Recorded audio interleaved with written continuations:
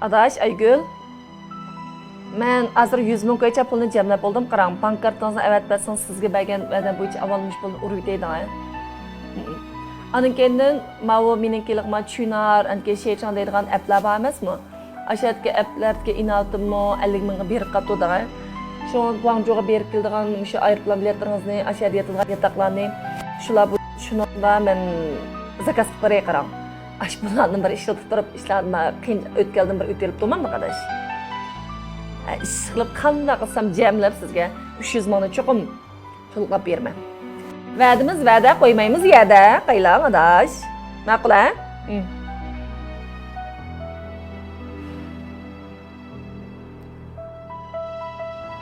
Adışım, belə durunuzma. 5 qaytib ketgan ishlatmayotgan pullarınızı o'z berib turasiz.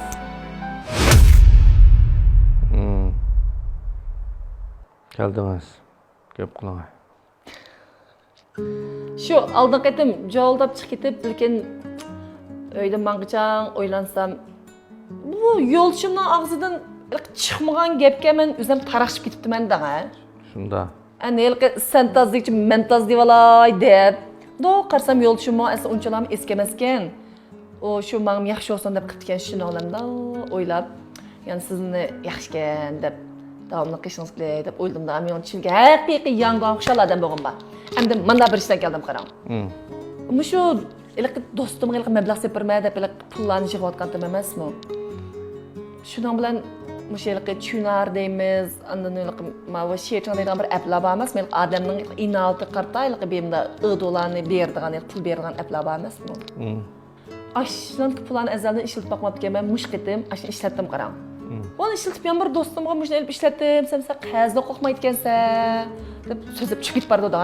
Mening pulga nisbatan bo'lgan ko'z qarashimda qarang. Mushu pul kimning qo'lda bo'lishida qat'iy nazar endi kim uchun xizmat qilgan bo'lsa, meningcha shuni puli deb qarashga bo'ladi ekan deb o'ylaydi ekanman. Masalan, sizning yanchqoningizga 100 ko'p pulingiz bo'lsa, men berib deb evolamdim, bulab evolamdim. Demak, mening qo'limda bo'lgan vaqtda talachib bir narsani ola olganman-ku.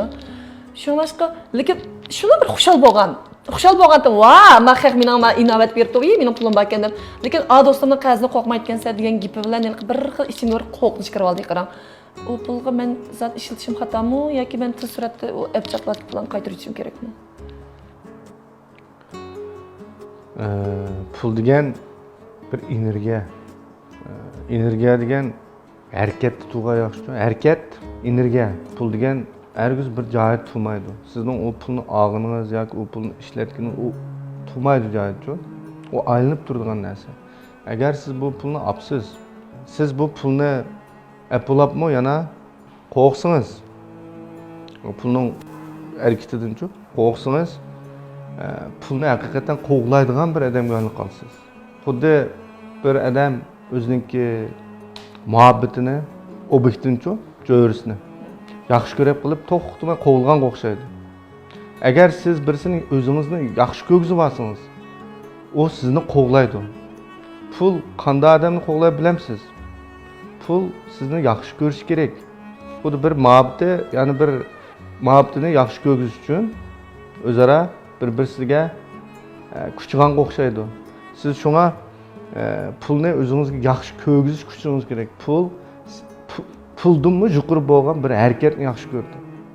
Siz to'xtamay harakat qilib turgan chog'da, anandan keyin pul sizni qo'g'laydigan bo'ladi. Pul sizni yaxshi ko'rdi. Shunga pul boyga qildi.